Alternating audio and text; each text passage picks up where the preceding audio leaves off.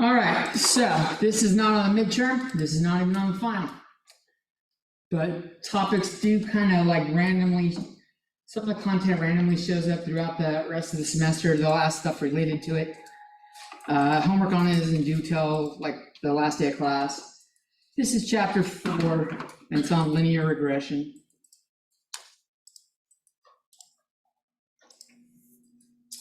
And in this, we're doing graphing. There's a lot of graphs in this one. So hopefully this is a reminder to you. We have X and Y.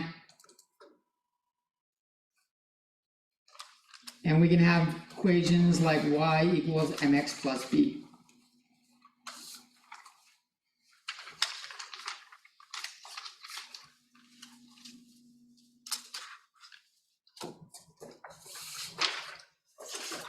M is the slope.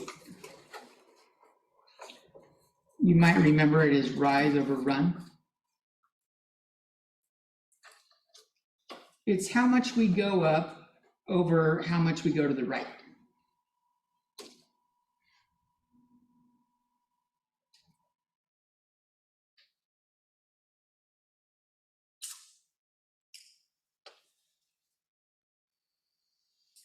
The B is the y-intercept. It's where it crosses the vertical line, the vertical central line.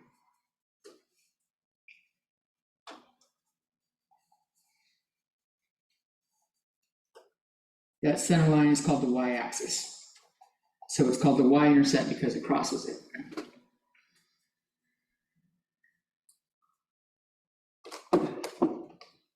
There we go, that looked weird. Now, why does the screen look weird?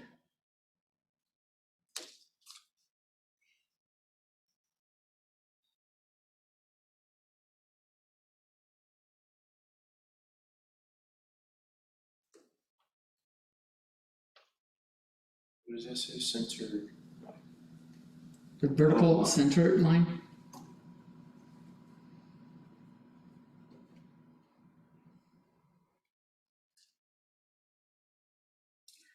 If this barely rings a bell with you, watch the videos from Math 321 that are up yesterday, going up today.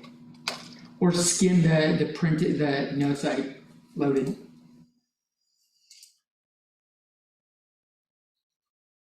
We're going to see this y equals mx plus b form a lot. The way to read the slope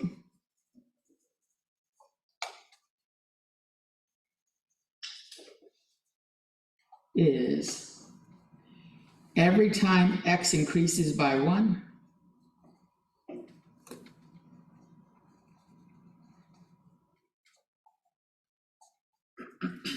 y increases by m.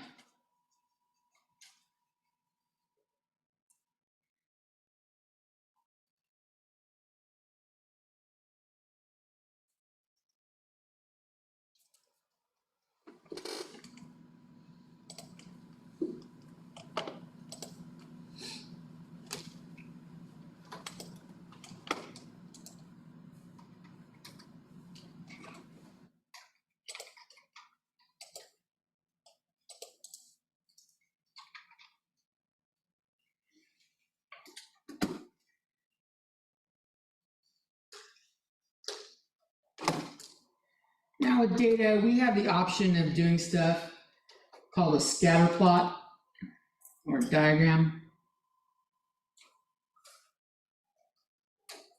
Scatter plots, diagrams, show relationships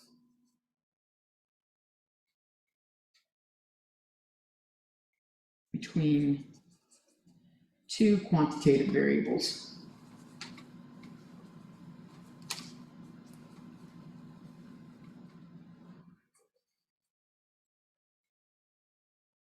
And we plot them on these XY graphs.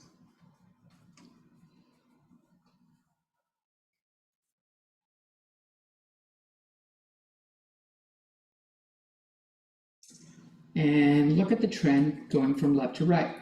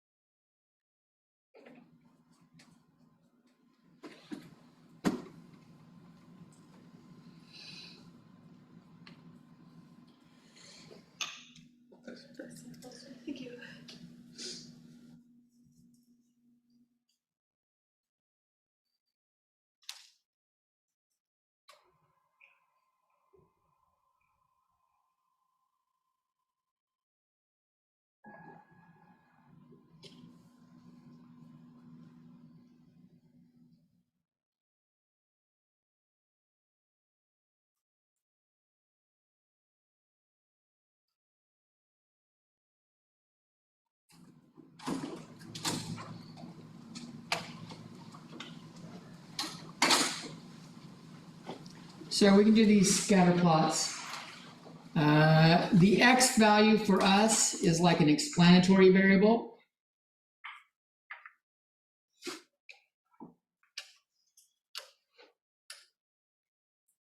And Y is the response variable. Like X explains why, what's happening with Y.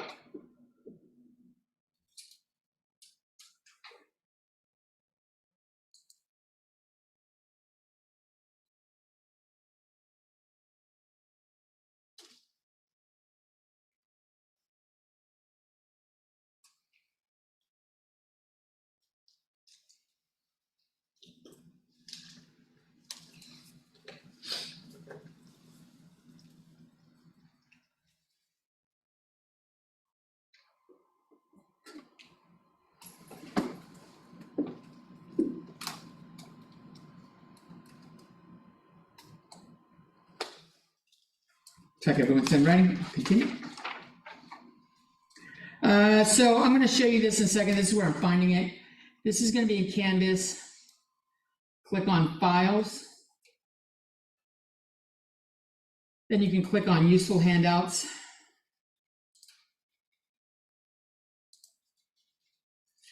And there might even be a subfolder that says Stats. We're looking for a file that says Stats Formulas.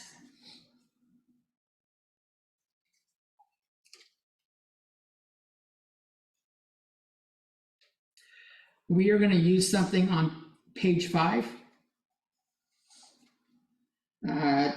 Table 2 says CV critical values. That's pretty useful tool for us.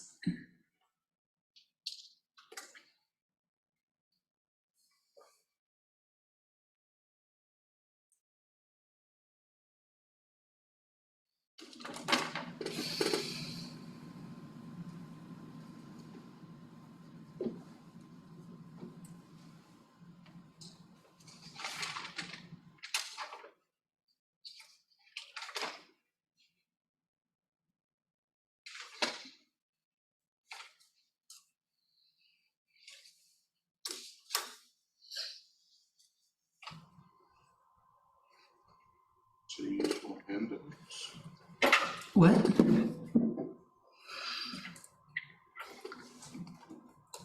Oh, So I'm going to click on Files.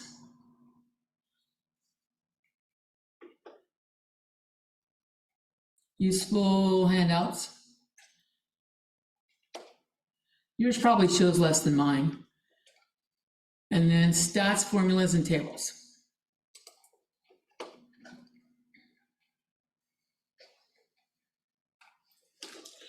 Now, if you want to see the ugly formula, I'm going to write them in a second, some of these on the screen. They're right here. Hiccups. They went away quick. But if we go down to page 5,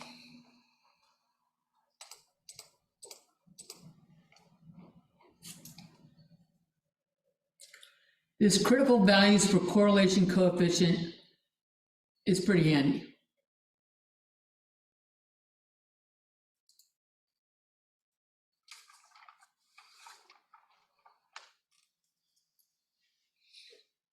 Okay. That's where you'll find it. I'll be referencing it throughout. And what we're looking at is, some things we have the correlation coefficient. StatCrunch is going to compute this for us, and I will show you how in a second. But I want to show you how terrible this is. So X bar and SX in the following formula is the mean and standard deviation for X. Y bar and SY is the mean and standard deviation for Y.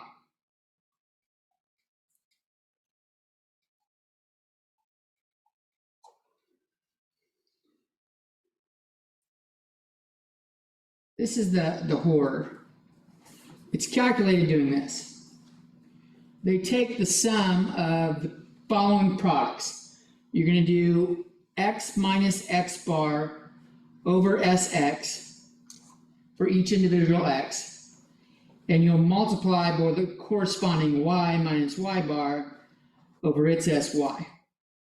So you multiply those up, then you add them up, and you divide by n minus 1. That's horrible.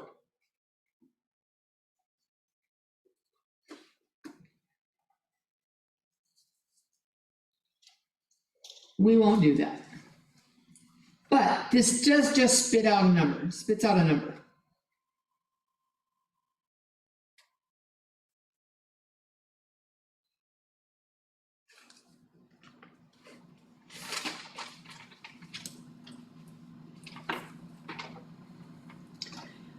In StatCrunch, there's two ways to get this. If you just need the number, you can do stats, summary stats, and correlation.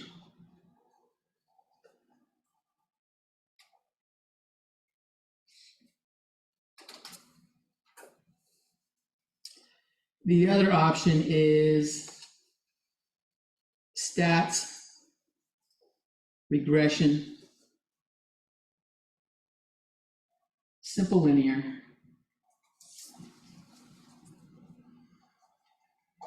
and this is where we're doing stuff for the best fit line, as you'll see in a second.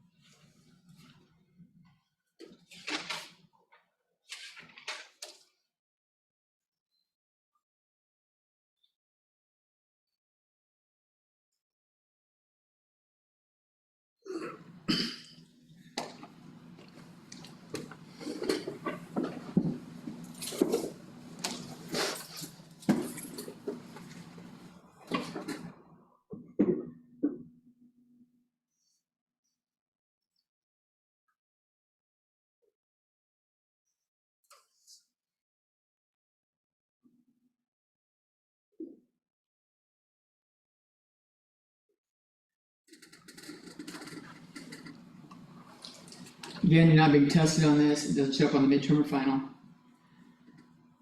So like lowest priority on shit you got to do. Sweet.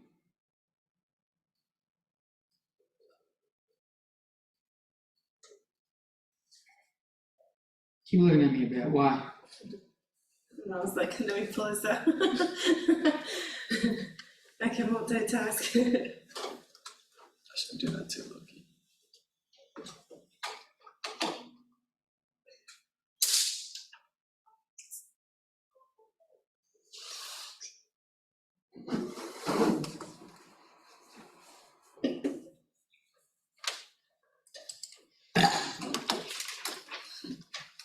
All right. So, what does all this shit mean? Like what we're getting here when we're doing it is we have like, we have X and Y shit that goes together, and we'll have something like this where we'll have like some dots.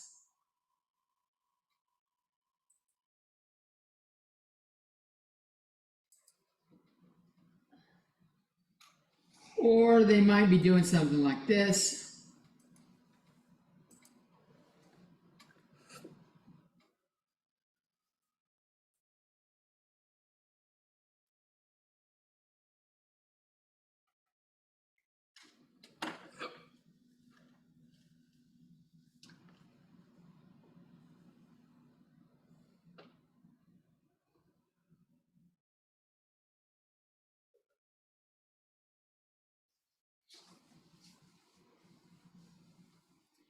And as a reminder, this is X along the bottom and Y along the top, or Y going up.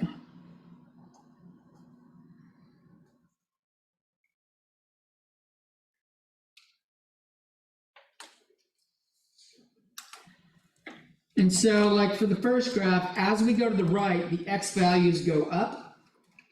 And as the X values go up, our dots get higher, which means the Y values go up. As X goes up, Y goes up. This is called positive correlation.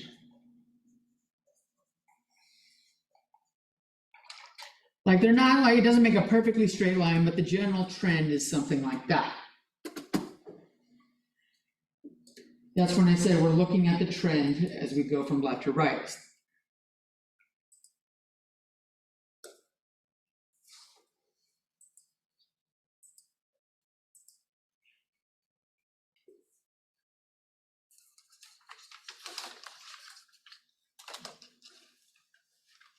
On this one, as we go to the right, X goes up, but the dots come down, which means the Y value is going down. This is called negative correlation.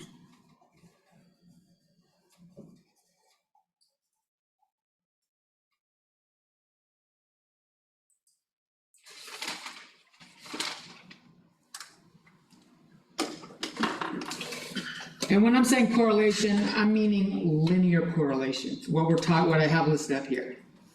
These make lines, so these are linear correlation.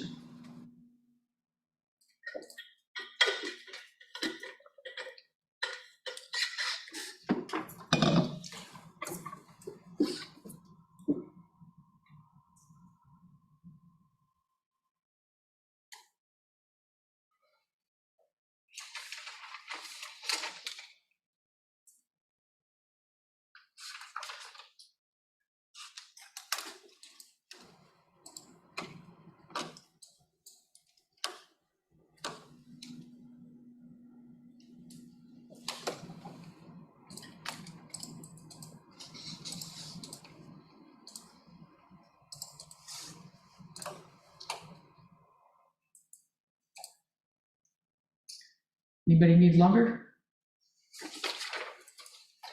Not all correlation is linear. Let's look at some other examples. We can do nonlinear correlation.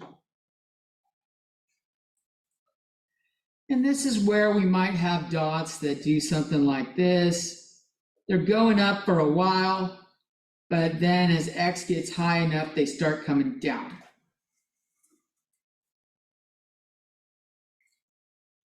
Or it might look a little something like a wave.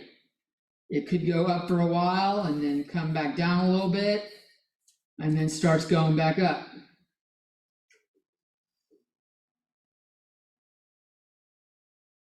So there are other forms of correlation. And then there's actually, we could have no correlation between the data.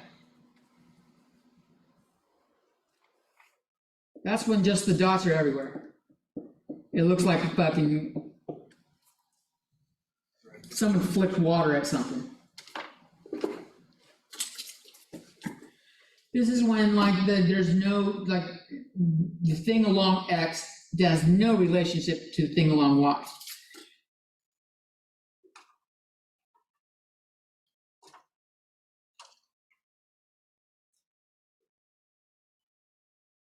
But we are going to focus on linear correlation.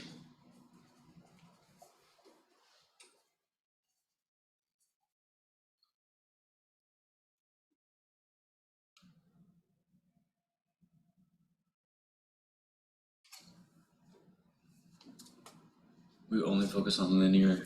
In this class, that's what we're going to do.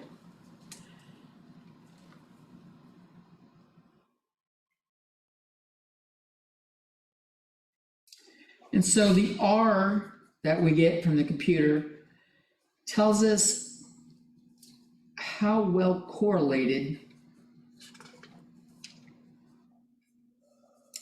X and Y are. The data in X and the data in Y. Like if it makes a perfect line, we'll see what happens. If it's perfectly straight and none of the dots are off the line, that never happens in real life. Ever. Ever. It doesn't happen.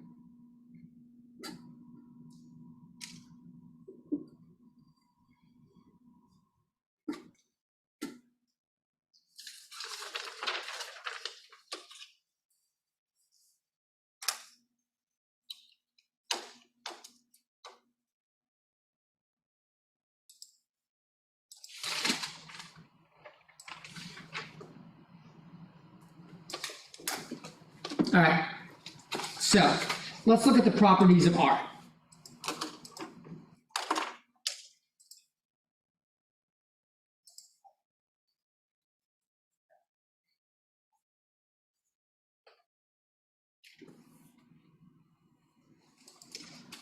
R is always between 1 and -1, or I should say -1 and 1.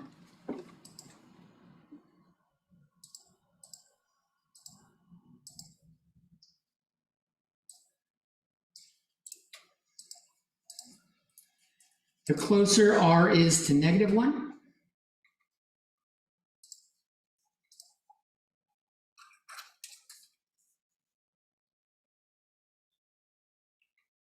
the stronger the evidence of negative correlation.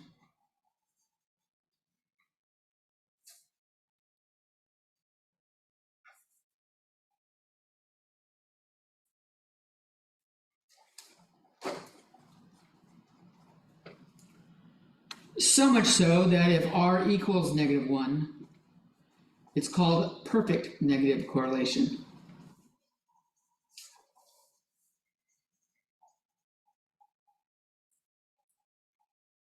And as I said, these values are generally don't happen in real life.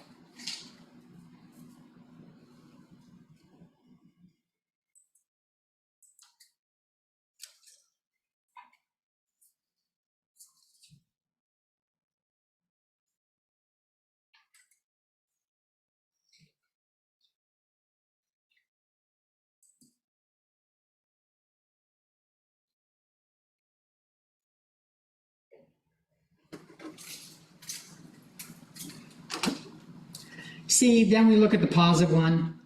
The closer R is the positive one, the stronger the evidence of positive correlation.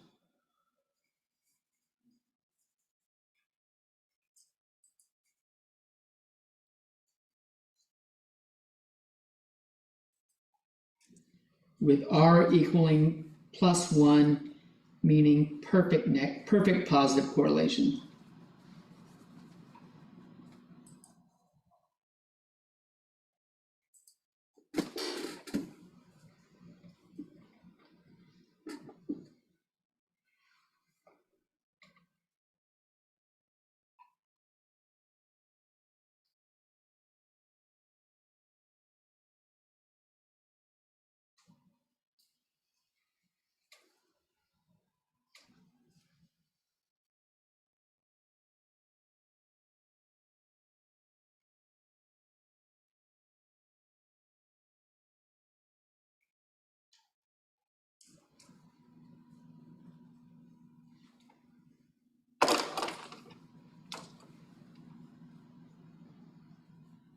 And then there's the case when we get close to 0.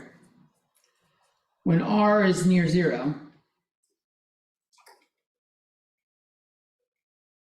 this means there is little evidence, little or no evidence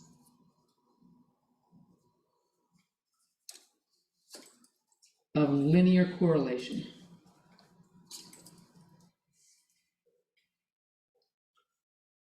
But there may be some other form of correlation.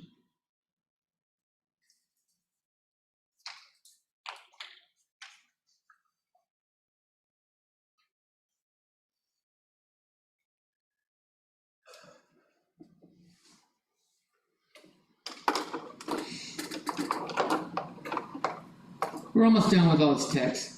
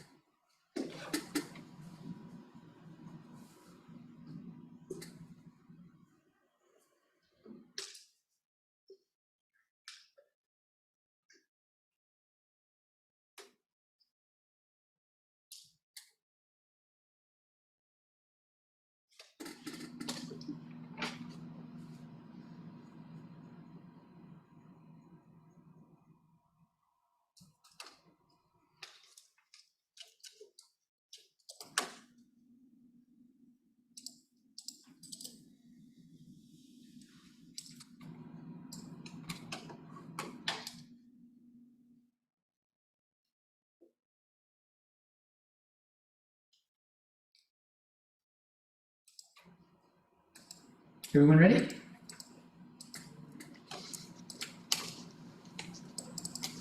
So we got two more things I'll throw down here. They're pretty short. R is unitless. It's just a number.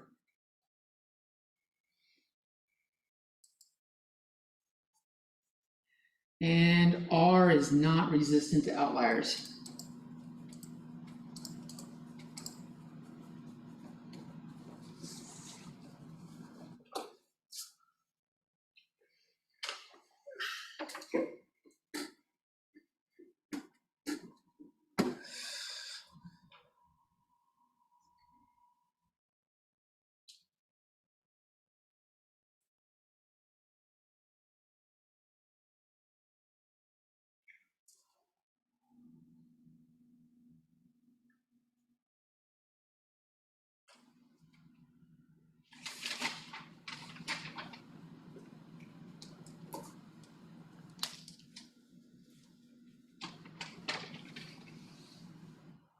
Is ready for more?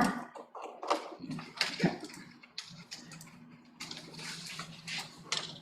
So what we're going to do is you'll take, so what we do in this class,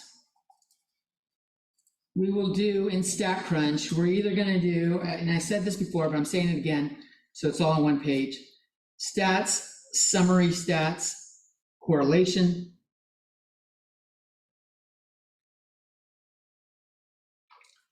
or stats, regression, simple linear.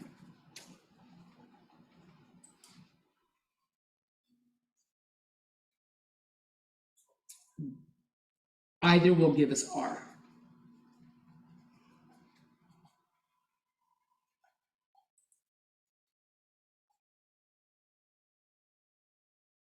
And I think it says capital R in the program.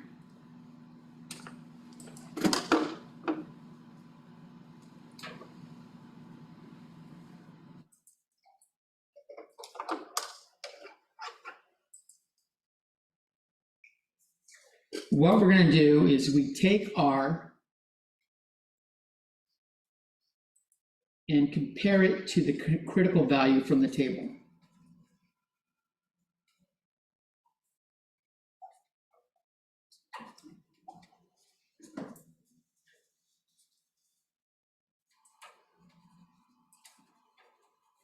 Which I call CV. I get tired of writing critical value.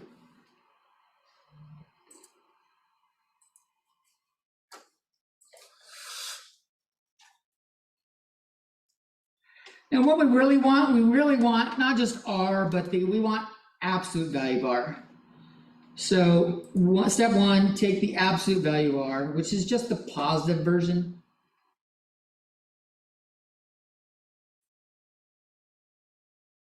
And then compare to R.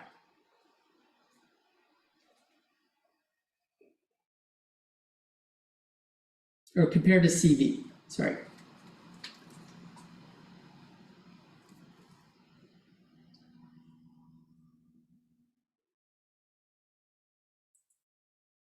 If the absolute value of R is greater than the CV, then a linear correlation exists.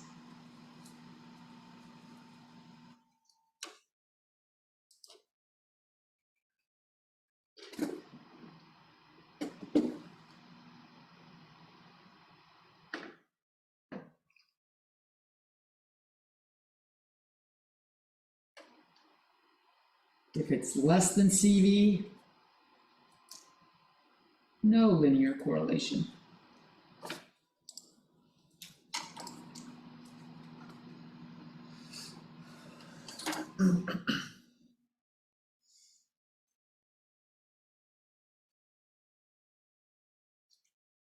Once you know a correlation exists, you gotta go back to R without the absolute value.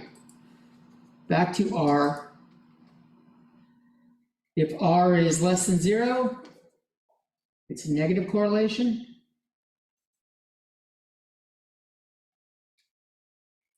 And if R is greater than 0, positive correlation.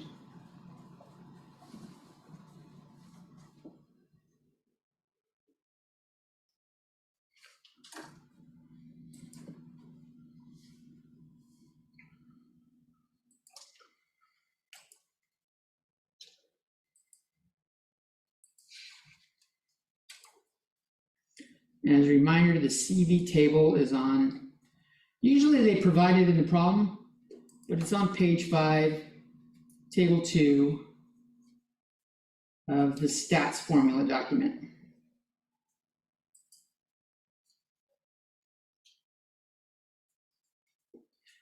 And you need n for it, which is just the number of data points.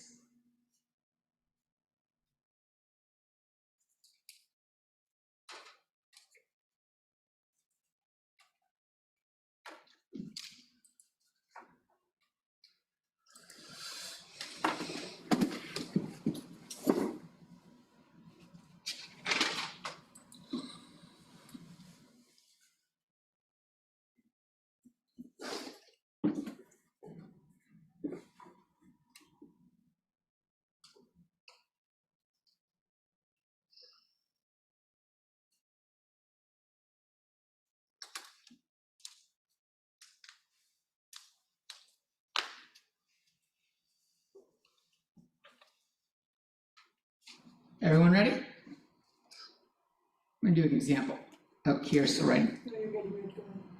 What? You're good, go ahead. Okay. Keep going. All right, so this is in 4.2 really. I don't know where 4.1 and 4.2 start in.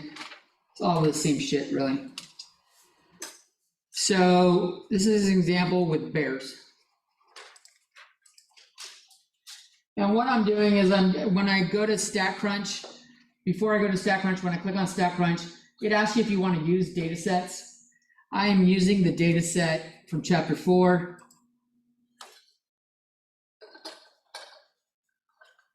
So if you want to try this in StatCrunch, it'll upload all the shit that I'm about to write for you. I'm doing 4.2.7. They give us a table. It says length in centimeters versus weight in kilograms. And there's 12 entries. And I'm putting these little dotted lines to make it easier to like see what values line up.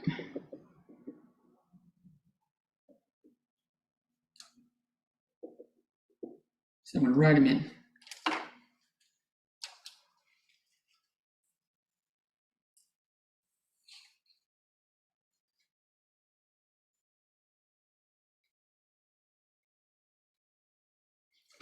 Make sure the values haven't changed. Nope.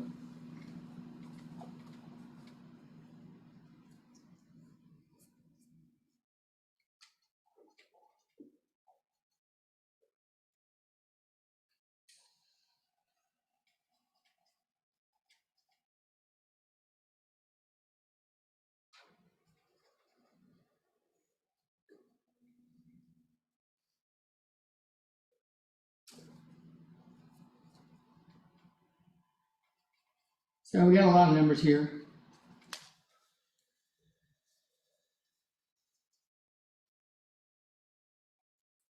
Let me write them in and then I'll read a list to you in case you're at home and you're vision impaired.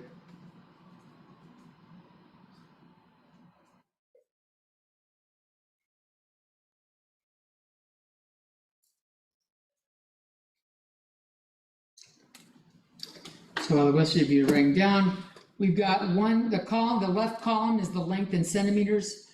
The values are 139, 138, 139, 120.5, 149, 141, a second 141, 150, 166, 151.5, 129.5, and 150.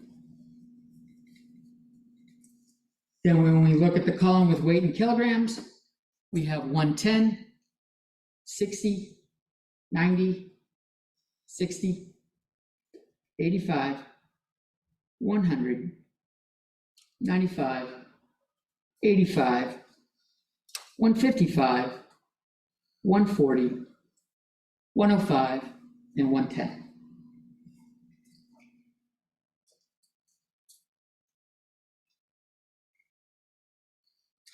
Now, we're going to start by looking at a graph and a scatter plot, just to see how the data looks.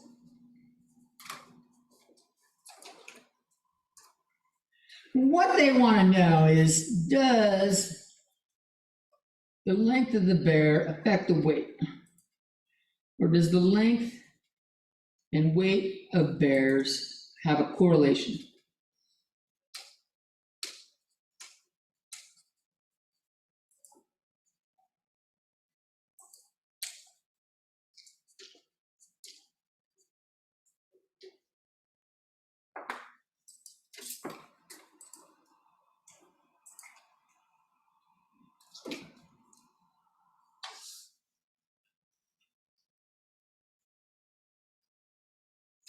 I'll also do that stats, summary stats correlation. We're going to find R. And we're going to find CV. CV will be from the table, and R will be from the other one. R will be from StatCrunch.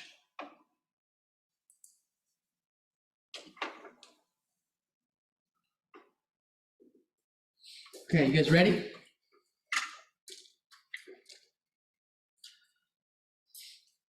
Why don't I get the correlation value or critical value here first? N was 12. There's 12 bears. 12 bears is 0.576. It's this row right here.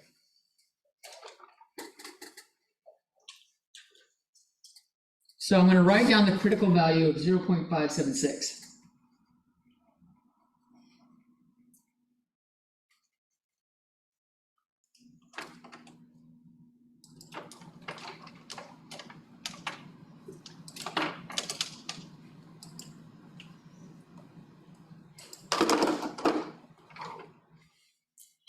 And now we'll come over to StatCrunch, and I've got the data here already.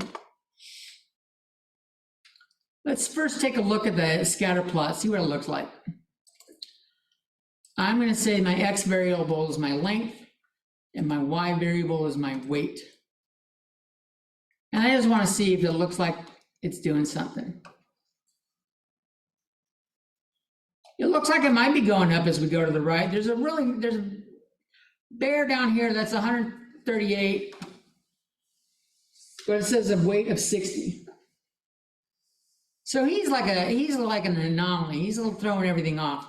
So I can't really tell from the graph looking at it if there's going to be a linear correlation or not. So let's go looking at our other options. We can go stats, summary stats, and correlation. And we will do those two values. And we'll just say compute. And it gives me R. R is 0.7039.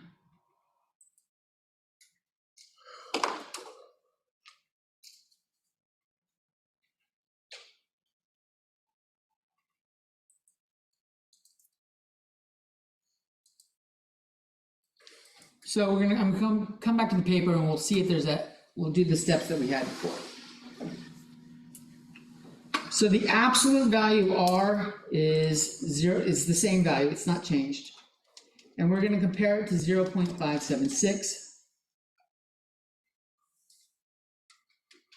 The 0.7039 is larger than the critical value, which means there is a linear correlation.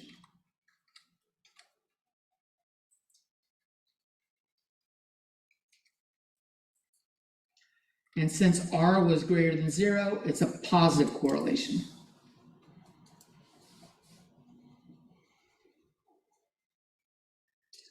Which makes sense. The longer the bear is, it should be a bigger bear, it should weigh more.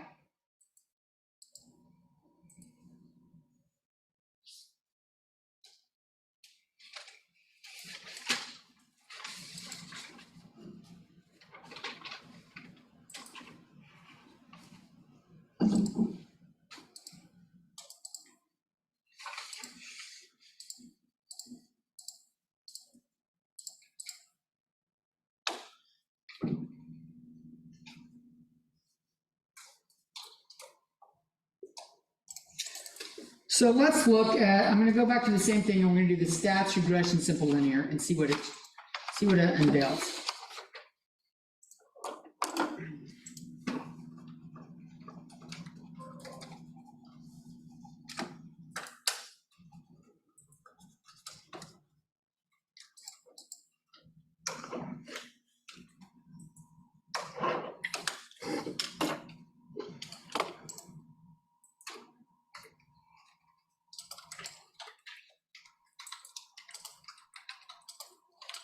I gotta tell where my x variable is and my y variable is.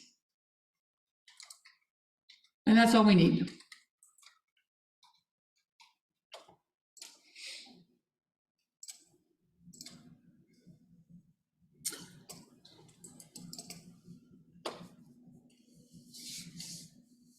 Okay, so this gives us the R right there. It says R, and even says correlation coefficient. You'll see that it's the same value. It also says this weight thing. I'm gonna write that down. Oh, shit, let's make that a little bit bigger. And we're gonna talk about what that means. So it says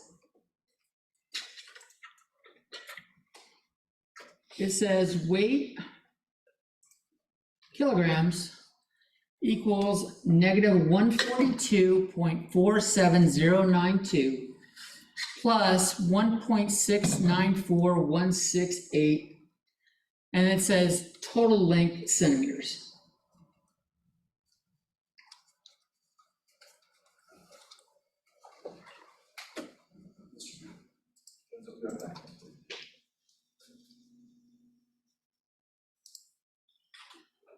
That's a lot of decimals.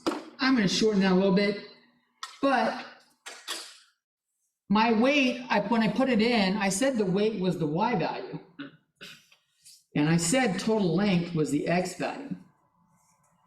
What this is giving me is y equals negative 142.47 plus 1.70x if I do two decimal places.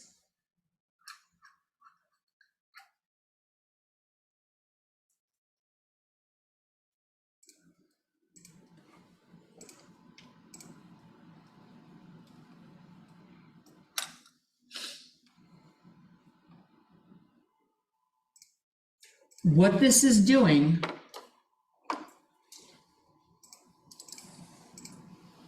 is we had data like this, and there's a point down there. And this is called a fitted line. What it's doing is it's finding the best line that goes through this. And that's the equation of this line.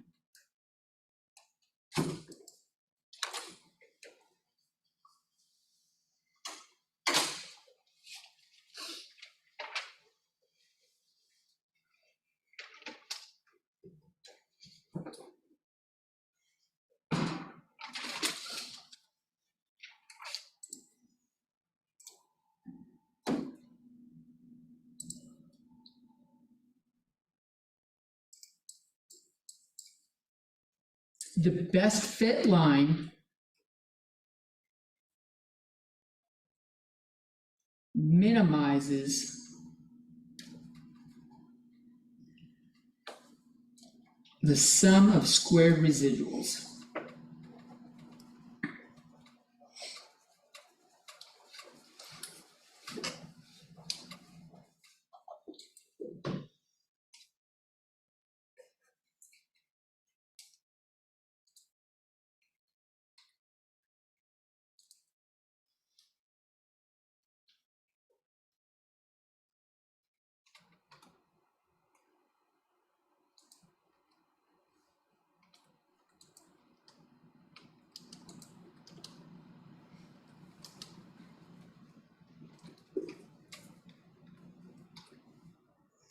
So, what's a residual?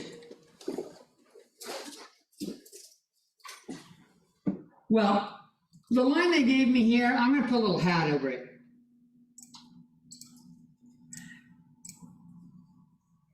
The y hat is my best fit value. The actual y values are the data points.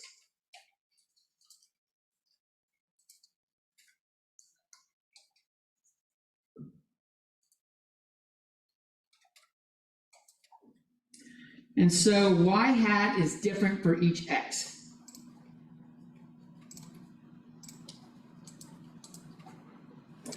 We have to plug it in, plug in x, and find y hat.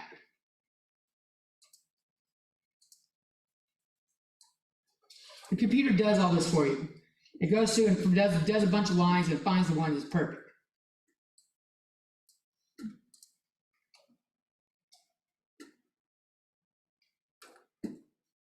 The way it calculates it is it does something like this. It says y hat equals b1 times x plus b0.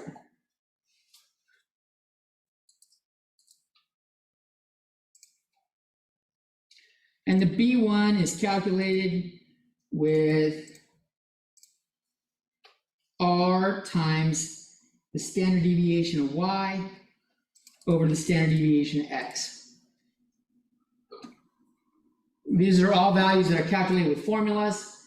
It's pretty complicated.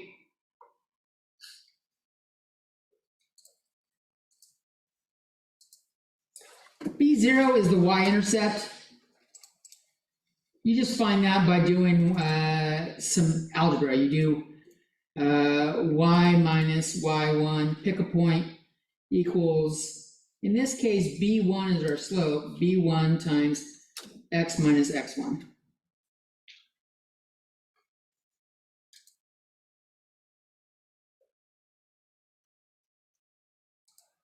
And when you solve this for y,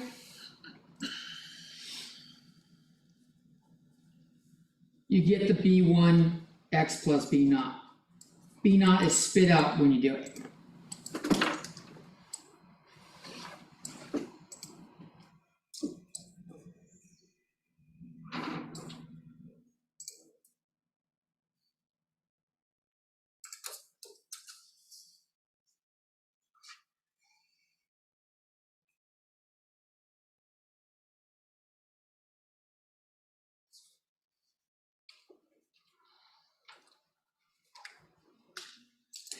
And while I still have this picture up, I got to show you what the residual is.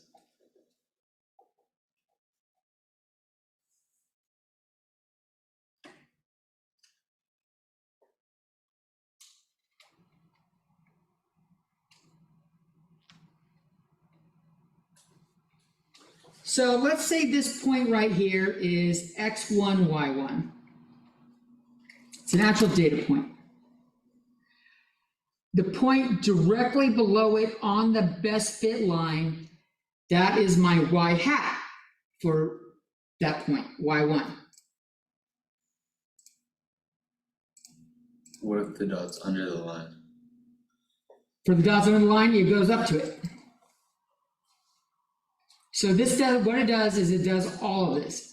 It goes down the line and up the line, and it finds the perfect line that does this stuff. Each one of these is the residual. Each of these are residuals. The residual is y minus y hat.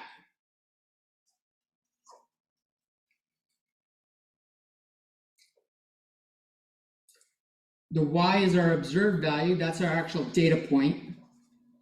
And the y hat is the predicted value by the equation. That doesn't show very well. Let me write a little bit bigger. There we go. So how the top one goes down to make y1 with the hat. If you go down from up to the line, does that still look like y1? Or Well, if I come over here, this would be, maybe this is y2, and this would be y hat 2. oh, okay. And so each one has its own thing. And what the computer does is it goes through and finds a line that we don't like having, because some of these are going to be negative. If I subtract the data minus the predicted, this is going to be a positive value, but when it's below it, it's negative. So what it does at this point is it takes, I kind of want that up there a little bit, a picture. It takes y minus y1 or y hat for each thing, and it squares it. This makes it positive.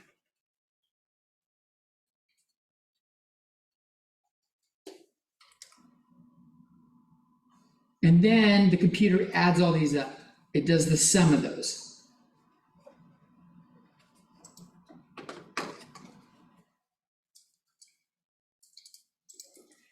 And this is going to be different for each line.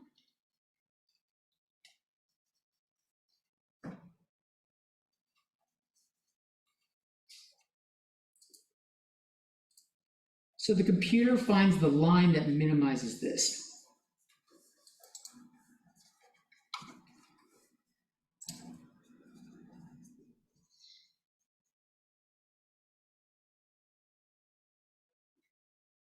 Some lines are going to be way off.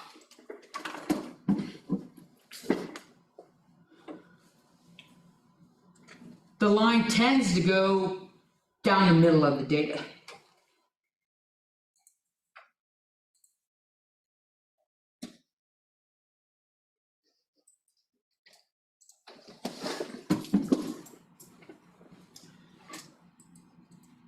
So this y hat is the predicted value for y. What does that mean?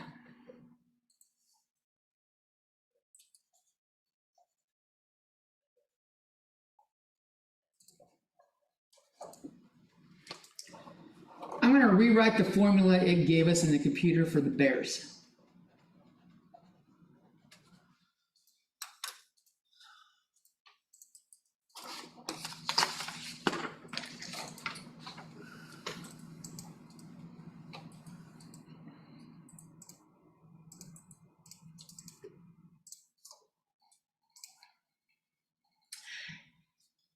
It means if I don't have a length for a given bear, I can predict or if I have a length for a bear, but it's not on a list, like let's say I have a new bear.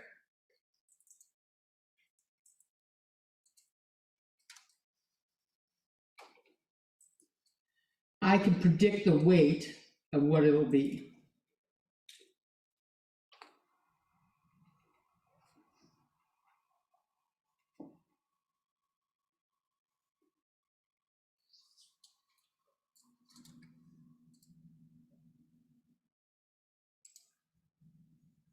Like I don't have let's say the length is 130 centimeters.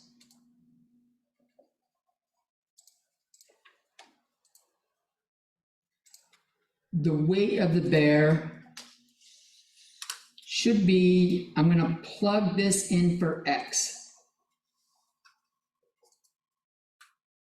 It's going to be negative 142.47 plus 1.70 times the 130.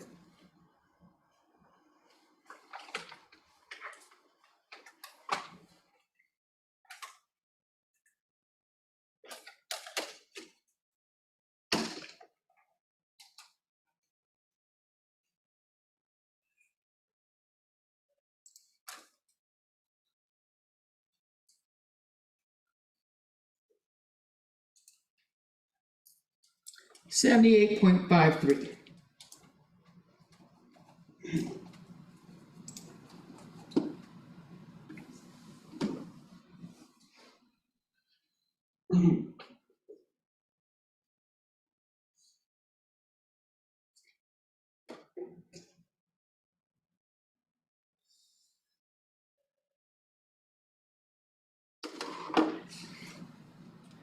So these predictions are only so good. These predictions are only good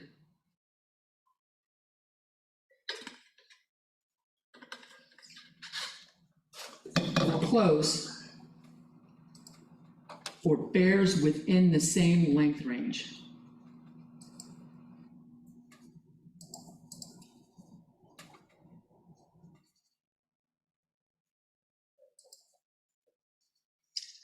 The shortest bear I had was 120.5 centimeters. The longest was 166 centimeters. We can go a little bit outside of it, but the further you go, the less accurate it is. The further you go from this, the less accurate.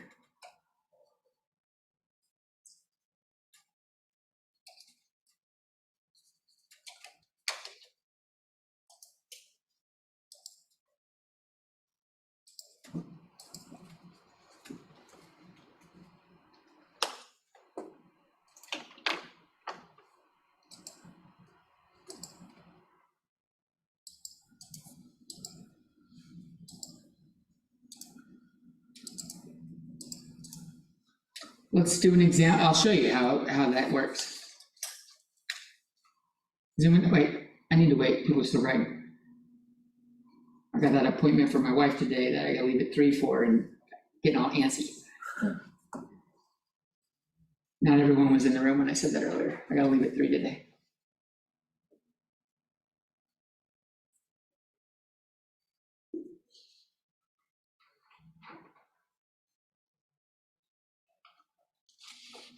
So let's take a look at this. We've got this Y hat here. I'm going to use it for my example. I'm going to rewrite it on this page so it's here though. What about a 50 centimeter bear?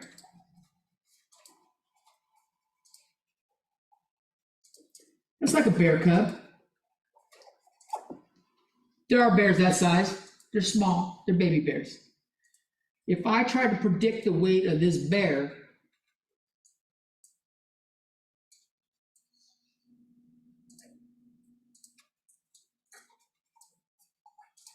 what do I get?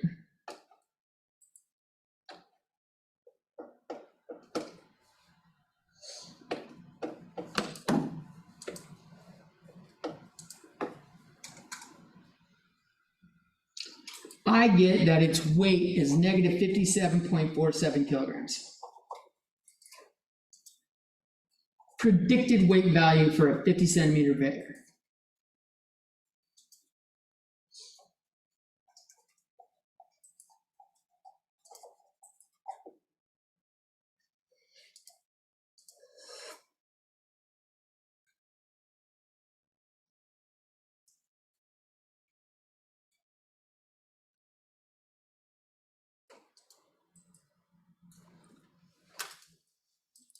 Does that make any sense? No, this is ridiculous. Are we always using 1.7 for X? This was given by the equation or by the computer. Each line's going to have its own. When you put in the data, it'll generate its own line.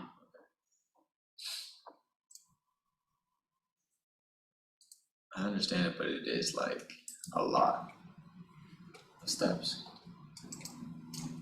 The computer does all of it. Oh, sweet. You put it in the computer, what we're going to do, you put it into the computer, you got the data, you do that stats. Here's simple linear regression, give you this R, where what we're going to do is we're looking at that. We're comparing it to the critical value and deciding if there's correlation. They might ask you to predict the value for a bear. This is not a lot of work. This is one line in the calculator. You just have to know where to put it. That's why I'm lecturing on it. Now this does have something else up. This SS down here is sum of squares. I'll talk about that in a second. I'll put it on the writing here.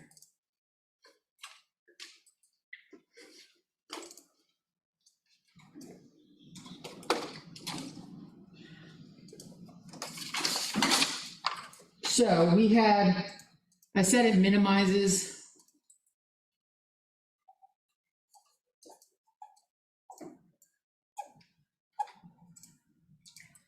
This is called the residual. I said that before. So this is the squared residual.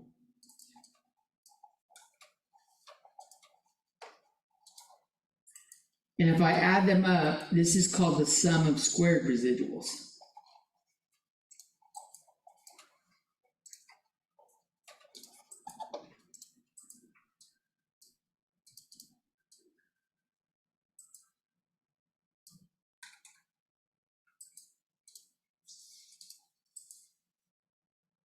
Well, that SS with the E row thing this is really SSE. It's the sum of squared errors, which is the same thing. So what shows up in that box there for the SS and the error, whatever's in that box on the StackCrunch, that's what you get when you add them all up. And that's the lowest value for any line they picked. I don't know how that's helpful. I hope the computer questions ask you that.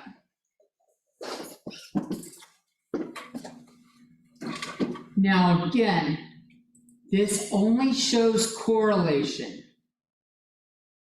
It doesn't show causation. The length of the bear does not cause the weight of the bear to go up. There are other factors in play. There's different kinds of bears. It could be their appetite, what they're eating. One of them could be sick. There's a lot of factors that play in there. So there's just correlation, but the length of the bear doesn't cause the weight of the bear to go up. What causes the weight of the bear to go up? What it eats. They eat. They get older and they eat, and they get bigger. It's just called being grown up.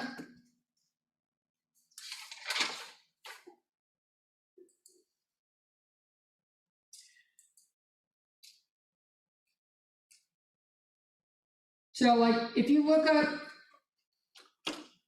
I'll show you the page to read. This is a good read. Extrapolation by Mark Twain.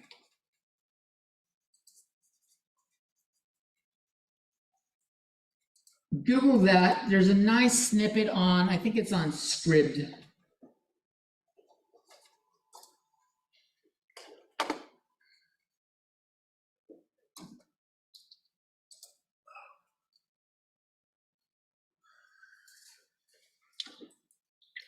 If you get to this page and you see this, it's worth a read.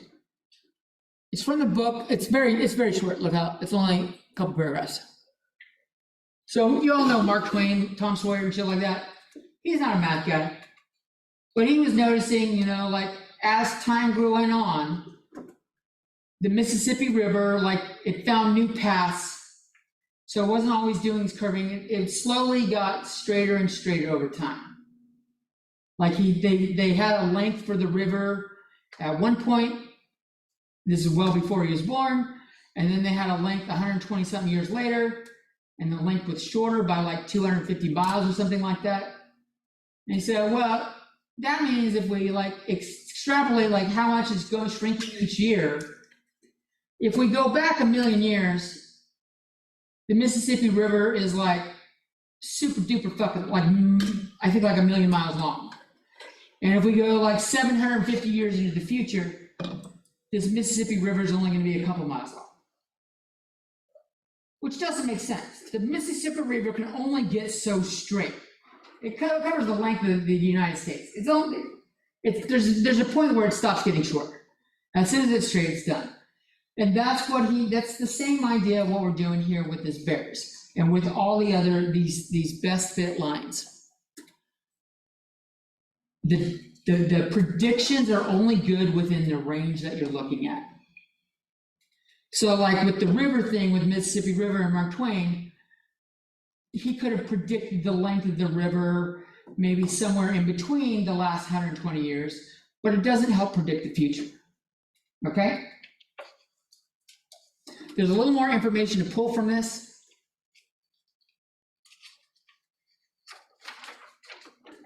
A little more I want to talk about. Earlier, I told you an M says if X increases by 1,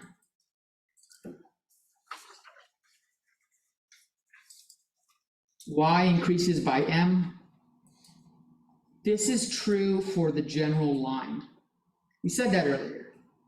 When we're talking about Y hat though, the Y hat equals, it's the B1 X plus B naught. B1 is our slope here, is our M. On this one, this is averaging shit out.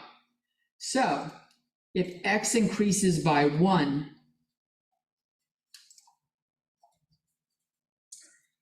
the average increase of Y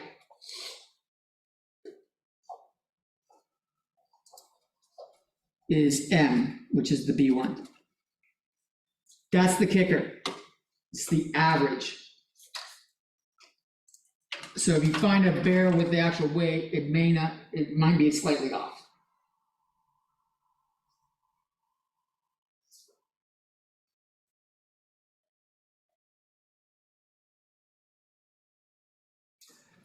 When you're looking at B naught,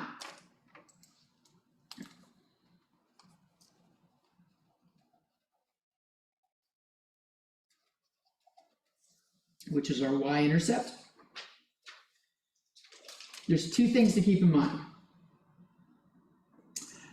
A, are there any values close to 0?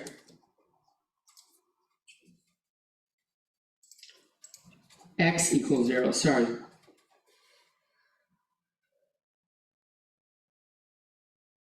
And B, if so, does X equal 0 make reasonable sense?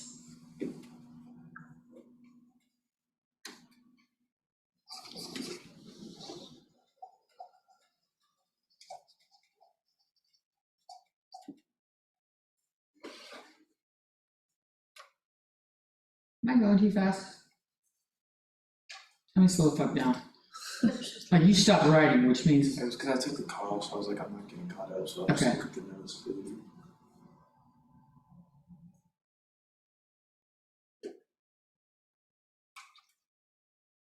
I'm gonna rewrite that value we had for our equation.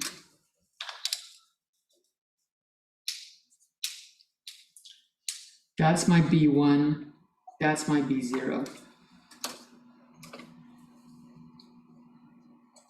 So,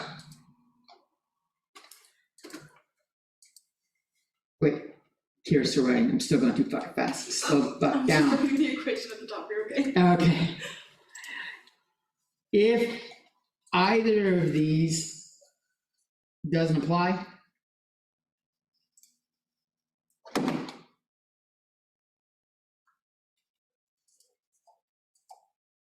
don't try to interpret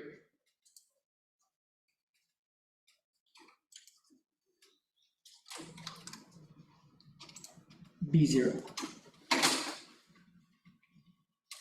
It has no applicable meaning.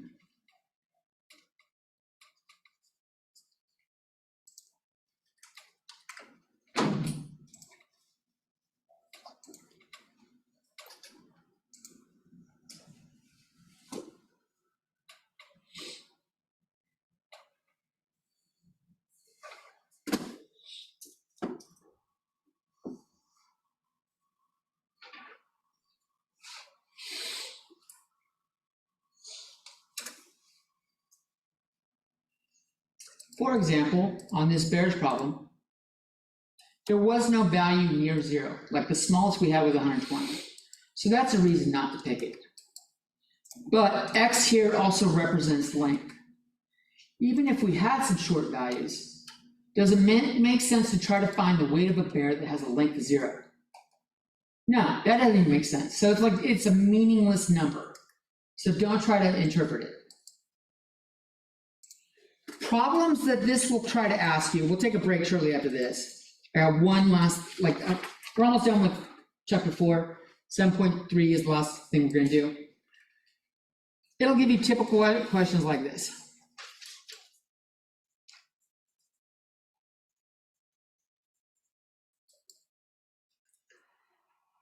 After you've calculated you've used StatCrunch to find that equation, if we find a bear that is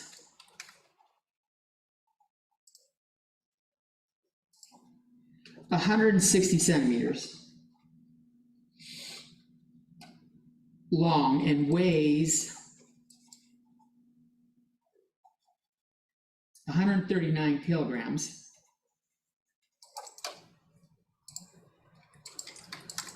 Is the bear heavier or lighter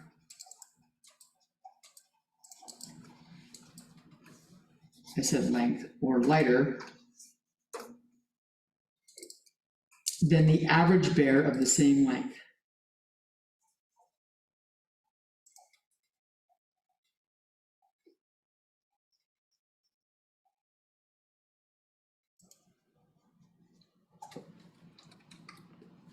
That's a long question, so I know we gotta wait for it to write down.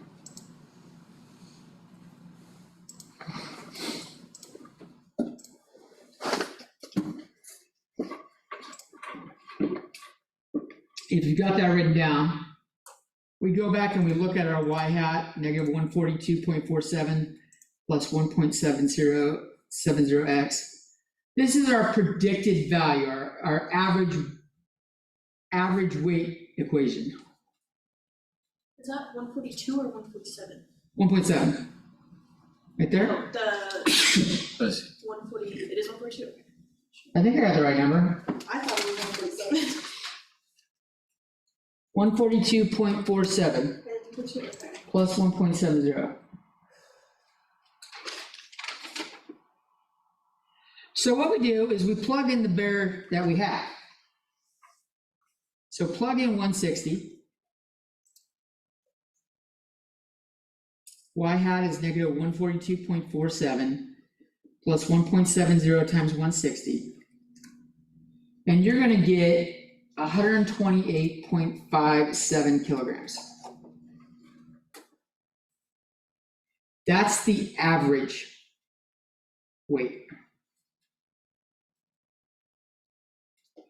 And then we compare it with our bear. The real bear weighs 139.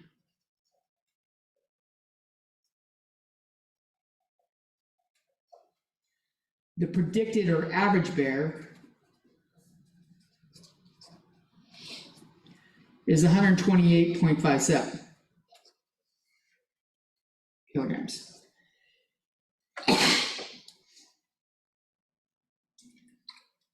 Thus, the real bear's got a heavier weight. The real bear is heavier.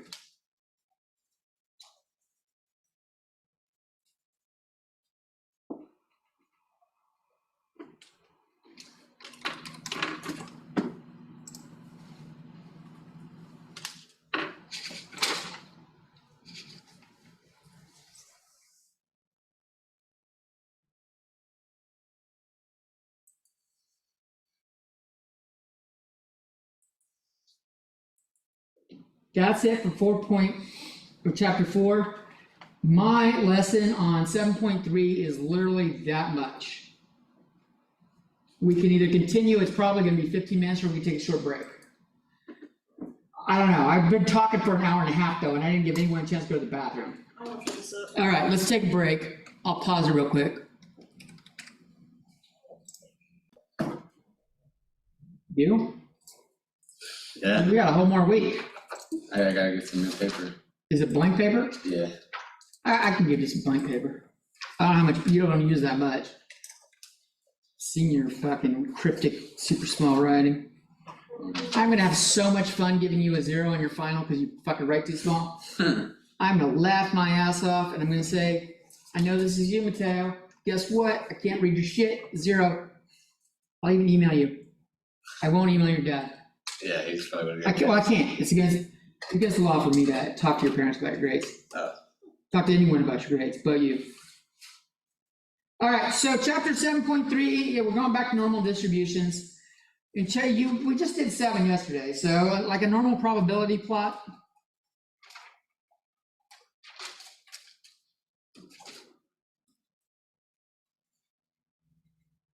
I hit record, good. A normal probability plot uses observed values of X.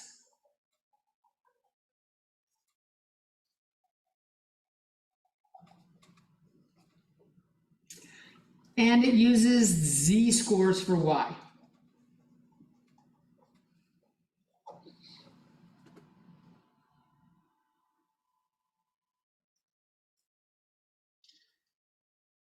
usually you've only got one of these. So only look at a single column.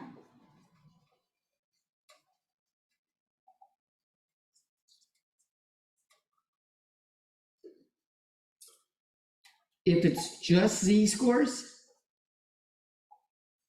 like if they just give you z-scores, and I'll tell you it's z-scores. If it's just z-scores, you want to do stats, regression, simple linear, and just pick that one column.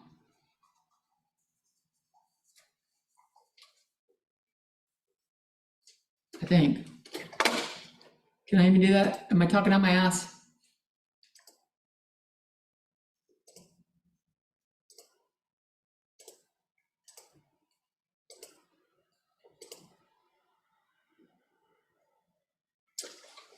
No, I am talking out my ass. It's not going to be just z-scores. You'll have the data too.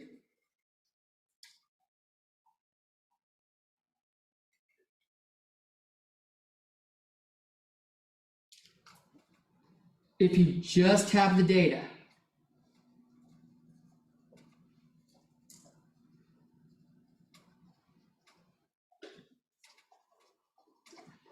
don't bother making z-scores. Do graph QQ plot. And what you want to do, God damn it, Katie's all fucking rotating on me. You want to add correlation statistic. It's in one of the click boxes. And you want to check mark normal quantiles.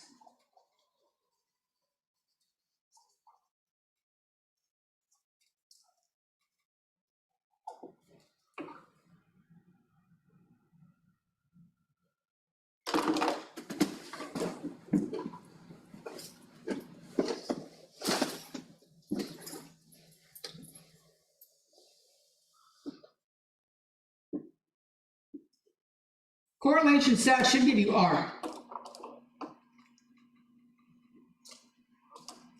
And we're still comparing R to CV. Critical value.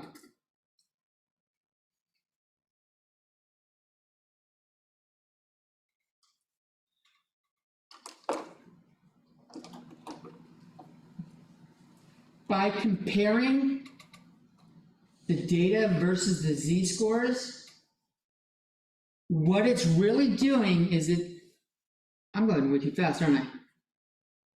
Well, Mateo's still writing that. He hasn't slowed down, which means I'm ahead of him. Let me pause a second.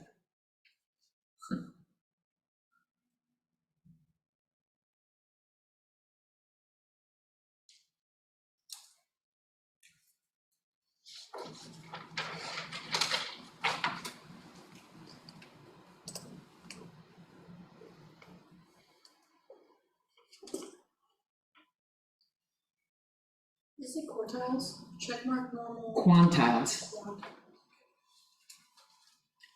Quartiles are the same thing as the quantiles, but the quartiles are the 25, 50, 75.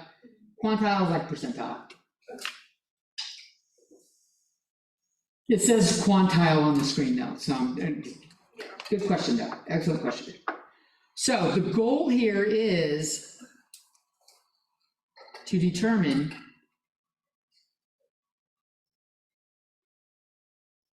if the data set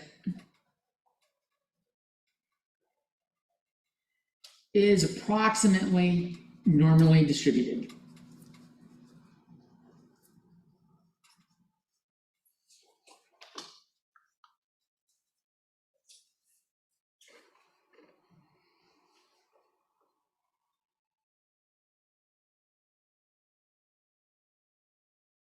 So if the absolute value of R is greater than CV, it's linear enough to be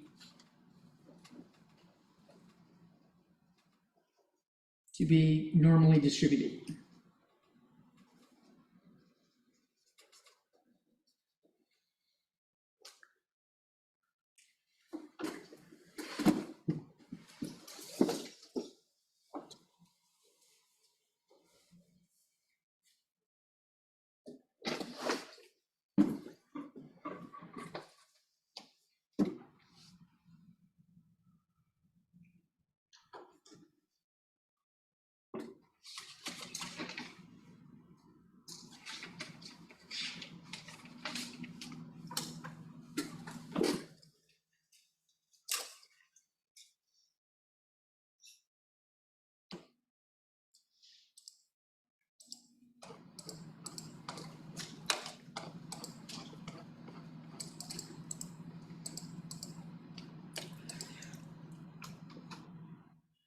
And this is actually a different table, but it's on the same page.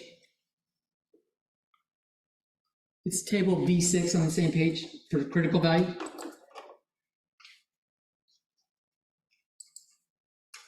Page 5, table 6. It says VI. It says normal for normal. The title says critical values for normal probability plot. You'll see it. I'll show you when I click over on it. The act of doing this is called assessing normality.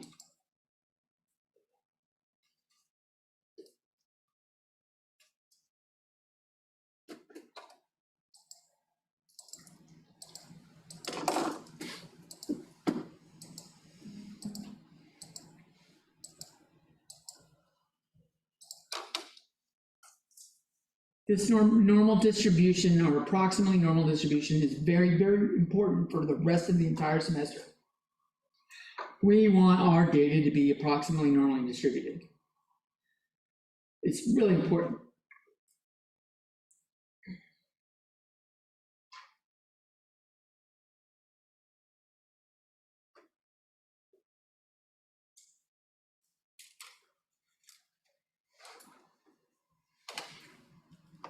You need this up longer?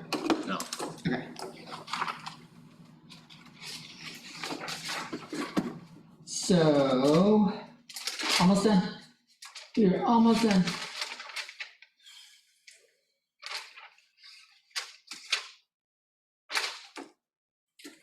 So I'm about to load it up in a second.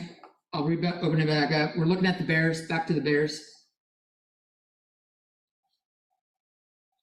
I'm going to do the graph QQ plot.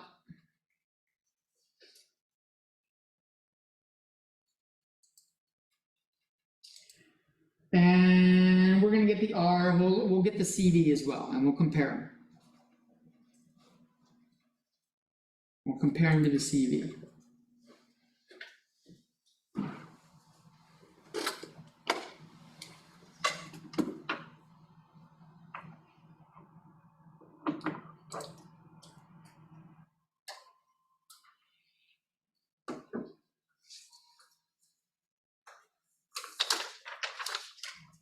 You guys ready?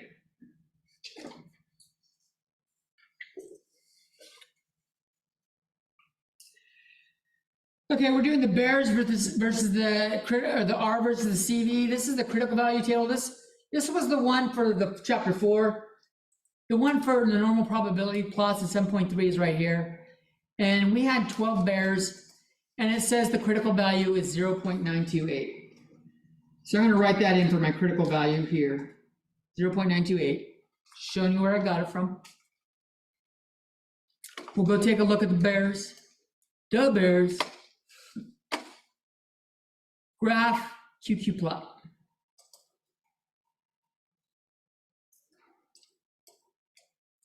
We're going to add correlation statistic, and we're going to click on normal quantiles. And we click it and see how it does the line. Good deal. It's also giving me the correlation. That's effectively my R here. That's 0.963. I'm writing that down too. That's where I get my R value. Now, these are the lengths of the bears. The normal quantile, these are my z-scores. Okay? They go -2, -1, 0, 1, and 2. They also have a different one for the weight. The weight has its own table to look at. It has its own correlation as well. But they're pretty close, right? So the length has a correlation of that, the 0.963, and the weight was 0.967.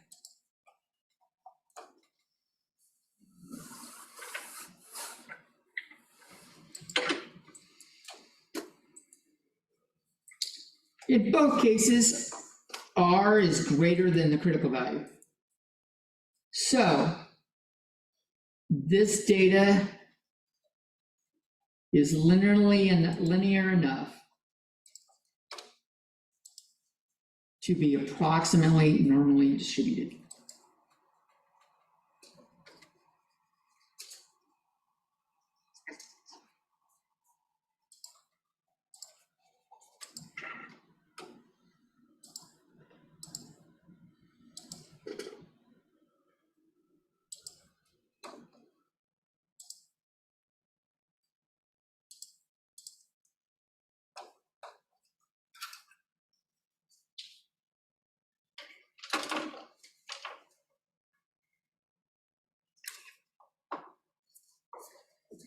I'm also gonna look real quickly at a problem in the chapter 7 data set.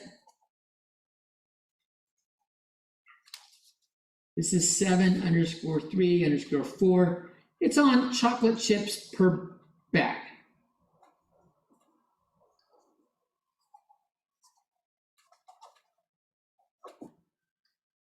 And we're gonna see, is this normally distributed? There's a lot of entries for it, so I'm not gonna write them all down.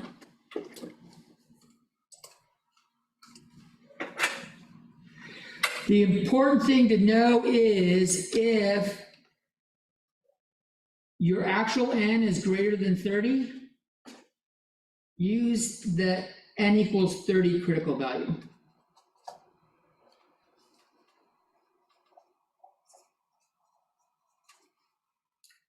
Which is 0.960. The table doesn't go any higher than that.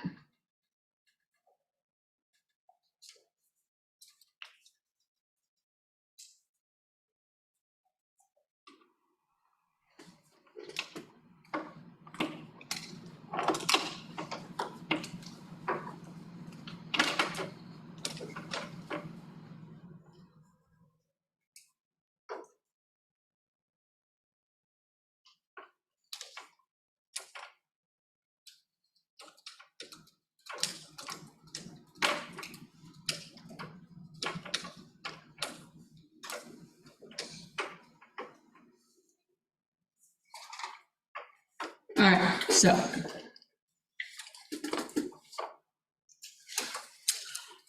n equals 30, the critical value is 0.960, also from that table, I just told you that. We're gonna come look at the chocolate chips. There's a lot of fucking rows, n equals 40. I'm not gonna write them down on the paper, so I told you where I found it. And I'll show you. If you click on StatCrunch here in the homework, and you do view the data sets from your textbook, this is chapter 7, 7.3,4. The one I did earlier for the bears was 4.2.7.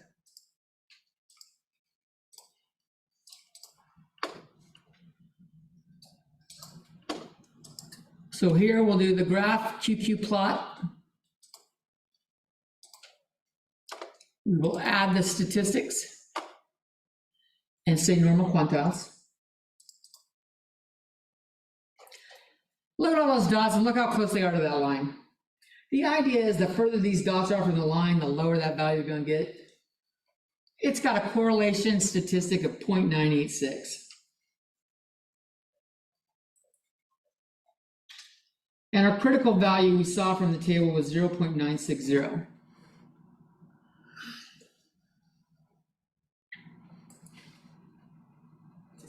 .986 is greater than 0.960. So the chocolate chips per bag are approximately normally distributed.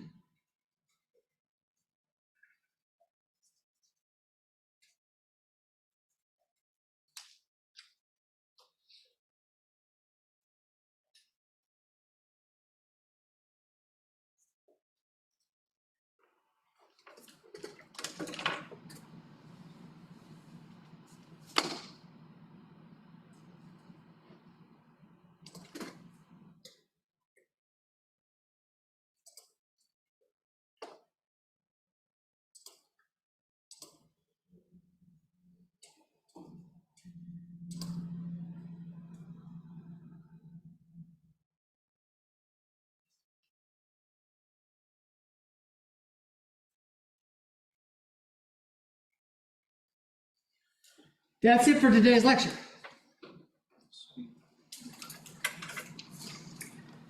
So, try to knock out everything. You don't need to do chapter 4 yet, but do 1, 2, 3, 5, 6, 7. Try to do the practice exam for the midterm a couple times. The midterm is going to show up in my math lab starting tonight at 1 a.m. You have till Sunday at 11:59 p.m. Any questions? All right,